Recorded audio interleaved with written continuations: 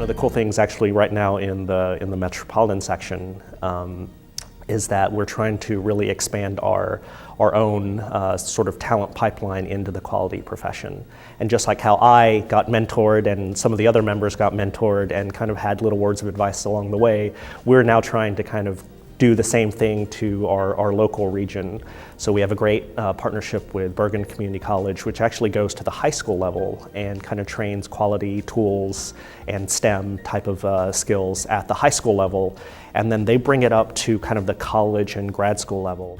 Last couple of years, we were the first in our region, Region 3, to start a student chapter. So we have an ASQ student section with the New Jersey Institute of Technology, and that's helped us continue to build in that talent pipeline from sort of undergrad to graduate student levels, and trying to get that pipeline to continue to flow into the actual parent section, so that we can start to have a continuous chain of talent that goes really from high school to graduate Masters of Engineering students all the way to seasoned professionals, and just being in the region, in kind of the greater New York City area, we have such a huge diversity of backgrounds. We have quality professionals in finance, in insurance, in healthcare, in pharma, in traditional manufacturing and transportation. And to be in a room where you have people who have 5 years experience to 30 years of experience all in the same room creates a really cool environment. Over 10% of our membership now are part of the student chapter. Now, as we get continued influx of fresh voices and fresh faces, the interests are starting to kind of meld a little bit. And so we have very technical presentations all the way to more things that young quality professionals are looking for.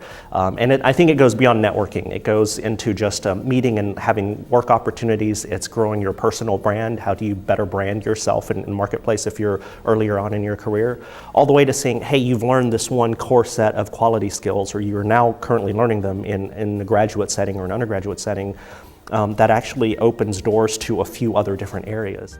There's no quality major. There's some very similar majors around it, but people don't typically first hear about it until they're in business school or in their first 1 or 2 years working in the corporate world.